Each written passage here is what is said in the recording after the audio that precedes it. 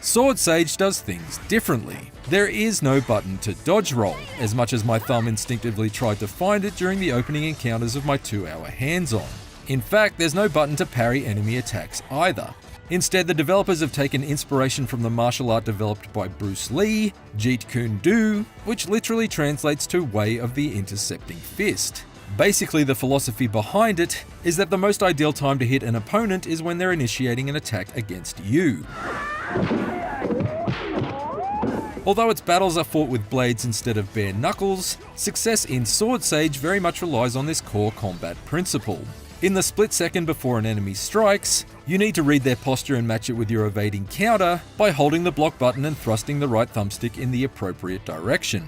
Up if they're swinging high, down if they're swinging low, and to the left or right if they're aiming at your midsection.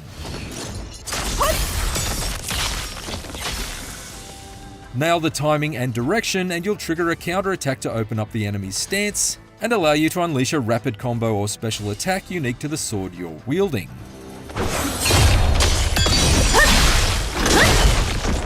Alternatively, you can just block attacks with your blade as well, unless they're of the unblockable variety from one of Sword Sage's more imposing foes,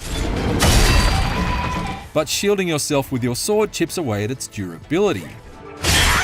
Allow it to shatter and it needs to be reforged in the weapon chest slung around the shoulders of Sword Sage's heroine, forcing you to switch to her second blade while your primary weapon regenerates over a period of time. Thus, mastering Sword Sage's evade and counter system is key. In the words of the developers, you must evade the steel and return for scarlet, as in the freshly drawn blood of your opponent. That's not to say that all of Sword Sage felt foreign to me.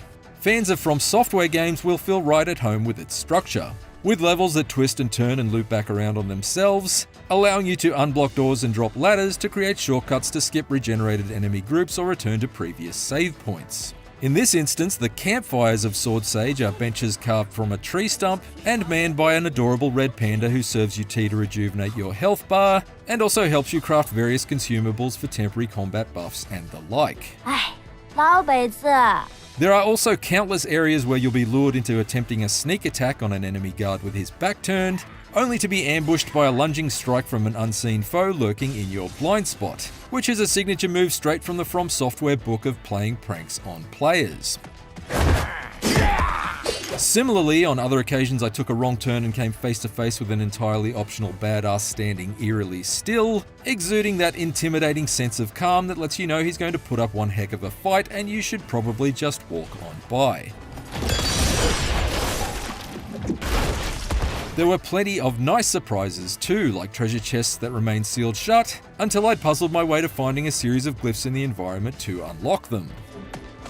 At other times, I was amused to discover rival enemy factions at war with one another. Sometimes I'd sit back and watch or calmly sneak past, while other times I'd step in for a few cheap kills in order to snag myself some vital crafting resources.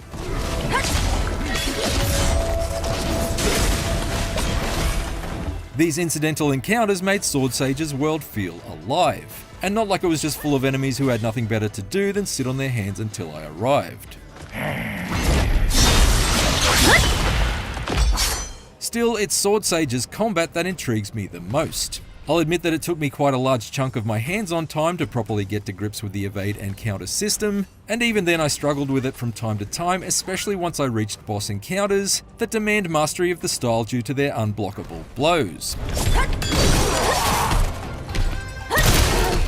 These critical strikes do give you an additional on-screen clue to indicate their incoming direction, but since these prompts are Chinese symbols, it took me a while to properly learn how to interpret them. The developers later told me that the option to change them to basic arrows will be a feature in Sword Sage's final release.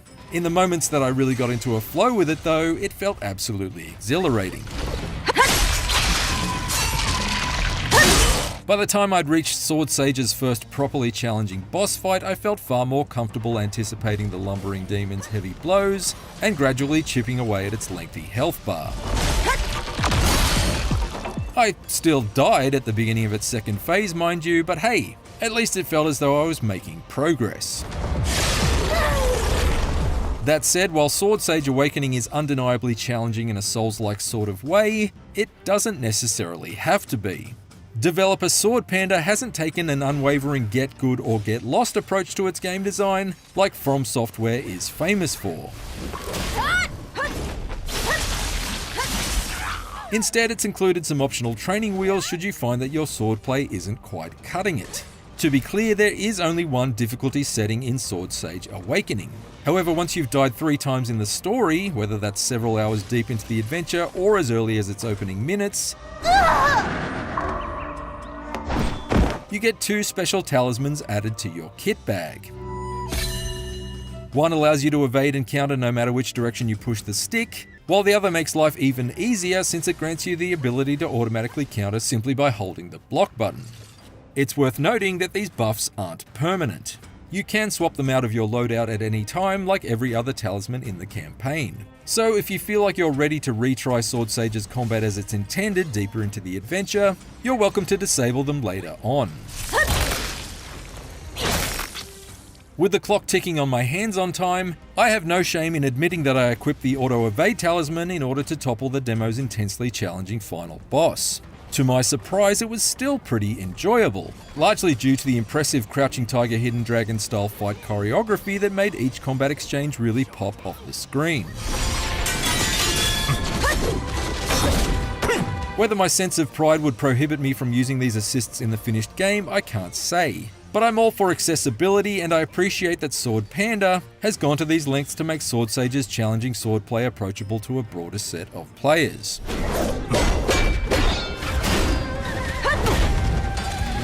There's still much to learn about Sword Sage Awakening. I'm told that its finished campaign will be around 15 hours long, and there's all kinds of weapon modifications and magical powers to tailor your playstyle with that I wasn't really able to dig into during my hands-on. It doesn't have a release window either, but given that the team behind it told me the development was only about 60% complete, and that certainly showed in the PC version's occasionally rough performance, I wouldn't anticipate it arriving until sometime next year. But based off my time with it so far, when Sword Sage Awakening does eventually arrive, it will be one action RPG that I certainly won't be sidestepping. For more IGN previews, check out our hands-ons with Beast of Reincarnation and 100 Nights Defu, and for everything else, stick with IGN.